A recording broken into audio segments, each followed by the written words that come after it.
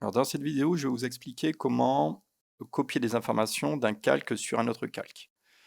Dans un premier temps, j'avais donc animé un carré en position, en échelle et en rotation.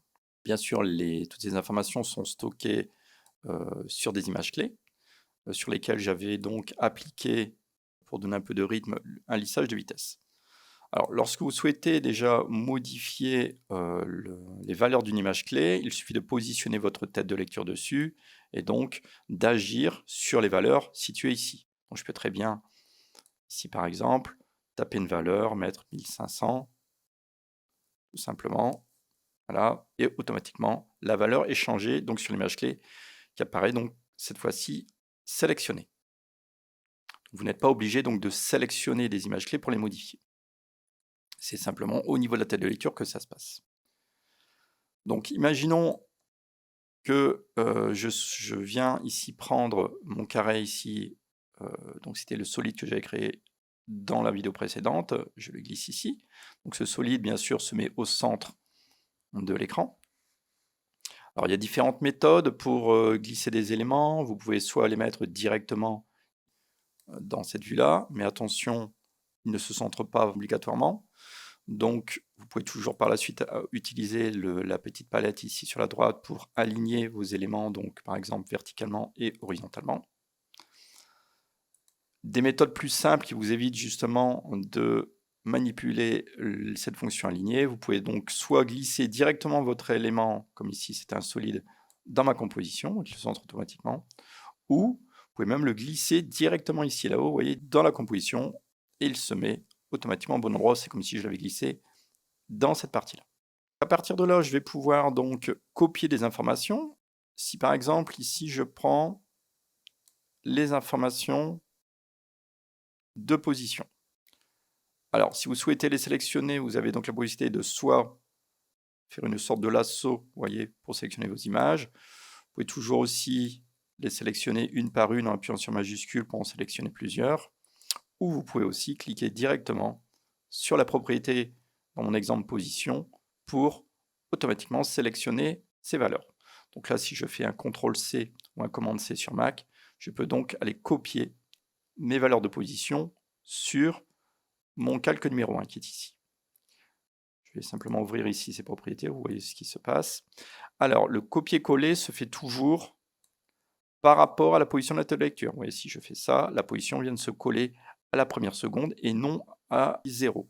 D'accord? Parce que ma tête de lecture était positionnée à 1 seconde. Si par exemple je mets ici, vous voyez, si je fais un pomme V, on voit bien que je peux copier plusieurs fois mes positions, donc ce qui pourrait occasionner des animations un peu particulières. D'accord? Alors attention, bien sûr, ici, je n'ai copié que la position.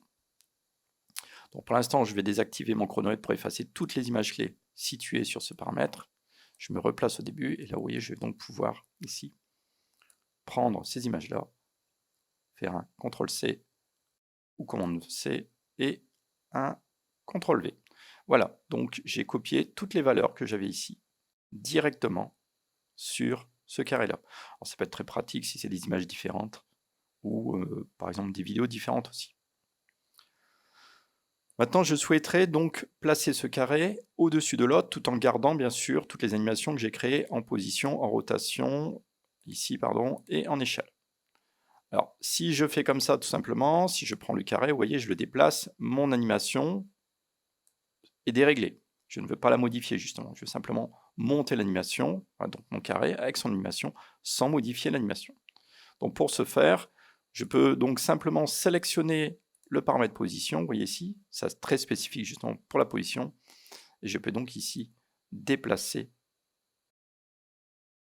Si je duplique à nouveau ce carré-là, voilà, je le prends ici, vous voyez, je peux toujours ouvrir, alors j'ouvre les propriétés pour que vous puissiez voir ce qui se passe. Donc maintenant, si je sélectionne toutes mes positions, donc vous voyez, je l'ai déplacé tout à l'heure à l'écran en déplaçant et en appuyant sur majuscule après.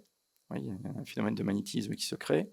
Mais je peux aussi, comme toutes mes images clés sont sélectionnées, je peux aussi ici, donc j'ai les valeurs de X et de Y, rester appuyé. Donc je clique sur la valeur de Y, je reste appuyé et je glisse gauche-droite ma souris pour descendre les valeurs. Alors attention, ne rentrez pas de valeur. Par exemple, si je mets ici 400, voyez, le logiciel a mis 400 à toutes mes images clés. Donc du coup, je me retrouve avec exactement toutes les mêmes valeurs sur toutes mes images. C'est pas ce que je voulais simplement donc descendre mon carré avec toute l'animation. De ce fait-là, je me retrouve donc ici avec plusieurs animations, vous voyez, plusieurs carrés animés, comme ceci. Si je juge par exemple que le carré qui est ici tout en haut, vous voyez, l'espace n'est pas bon, après on peut toujours créer des repères aussi, je peux cliquer à nouveau sur imposition, alors je ne suis pas obligé d'être sur la première image, vous voyez, je peux me mettre sur une autre image, et là je peux descendre ici tranquillement, vous voyez, enfin monter, excusez-moi, comme ceci, mon carré. Voilà, et donc là je viens de créer une animation et de copier cette animation sur d'autres carrés pour pouvoir les déplacer.